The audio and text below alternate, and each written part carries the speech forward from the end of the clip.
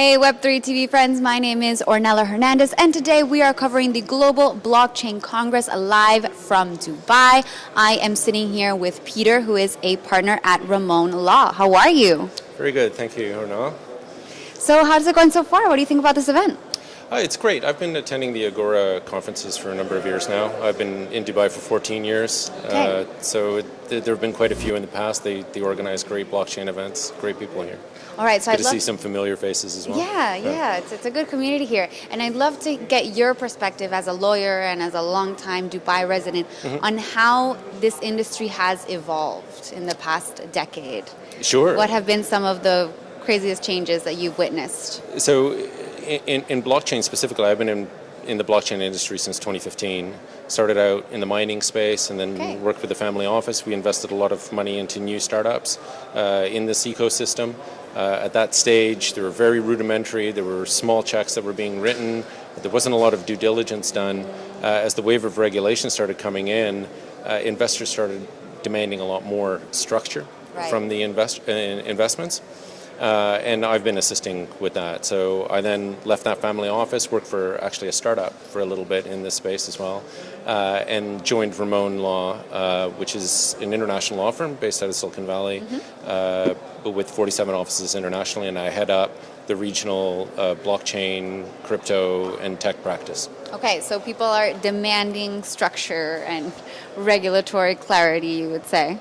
Well, I think investors are increasingly, yes. So obviously projects would like to have fewer regulations to deal with. It can be a little bit of a headache. But as it's becoming more of a global phenomenon, and projects are based with operations in multiple jurisdictions, that kind of consolidation of, we have some operations in Europe, some in this region, some in the Americas. How do we consolidate? How do we structure ourselves to be more appealing to investors? So that's something that I help with. Right, definitely. Okay, and so how would you assess or rate the current regulatory landscape in the United Arab Emirates? Well, I think they've been very progressive. First of all, the new regulator, the Virtual Asset Regulatory Authority, known as VARA, has established itself as the world's first regulator for virtual assets. So in other jurisdictions, you have the securities regulator or the commodities regulator that has stepped into that role. Here what they've said is this is a completely new asset class. We are going to regulate that asset class. We don't care about whether it's a security token or a utility token or an NFT. It's a virtual asset and we'll regulate it as such. And I think that's extremely progressive. And this has created a little bit of tension in the UAE amongst the different regulatory jurisdictions, because there were rules that had come out at the federal level that sort of assumed the security token versus utility token structure. And now those have been repealed. There's a bit of dialogue between the various regulators, and they're trying to harmonize those rules. That's unfortunately causing a little bit of a slowdown in new applicants being approved. But I think we're moving in the right direction, and certainly the UAE government has the support of this industry and is supporting this industry.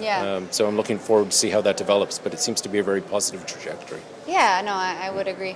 And so what have been some of the main concerns maybe from your clients that you hear of when they are trying to set up shop here or do business in the UAE?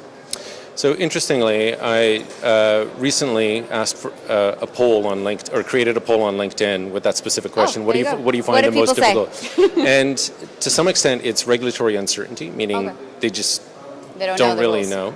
And the other option that was chosen was there's too much choice. And to some extent that makes sense, because there are a number of different free zones that offer different licensing packages. There are rules that are applicable within the two financial free zones, ADGM in Abu Dhabi and the DIFC in Dubai. They have their own separate rules that are carved out from the federal level rules or the emirate level rules.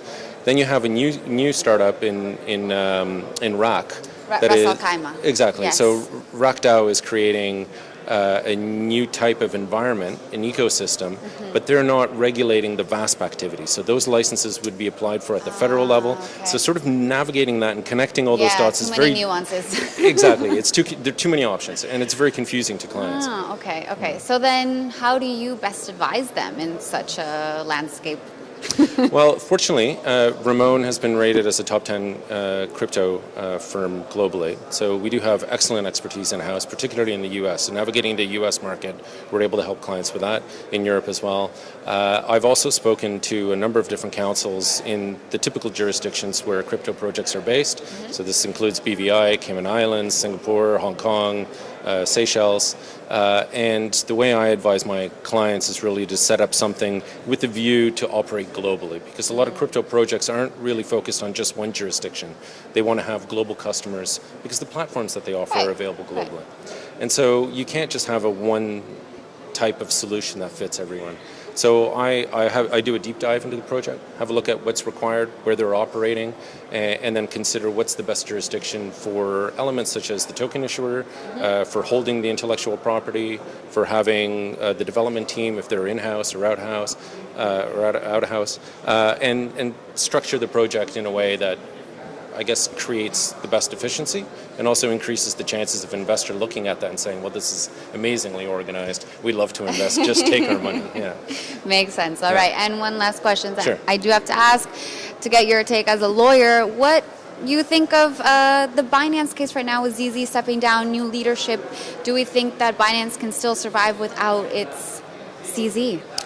So it's unfortunate when a leader of a very large organization that has built a lot of goodwill around his efforts in that industry suffers one of these types of setbacks. Mm-hmm. And it can come in different types of forms. I mean, this has happened with Apple, this has happened, with Microsoft. A lot of tech companies do have change of leadership. But with large organizations, they're generally structured in a way where they can survive that key person risk. So when that key person is no longer there, they should have the governance in place, the teams in place to be able to carry on that original mission. And I think Binance has that. And they're certainly working together with regulators in the jurisdictions in which they operate. And I think there's still definitely a very bright future for exchanges like Binance. All right, sounds good. Well, thank you for your time today. Thank you very much. Great chatting. And if you guys need a lawyer, please reach out to Peter at Rimon Law. All right. Well, that is all for today. Stay tuned for more coverage coming up later from the Global Blockchain Congress.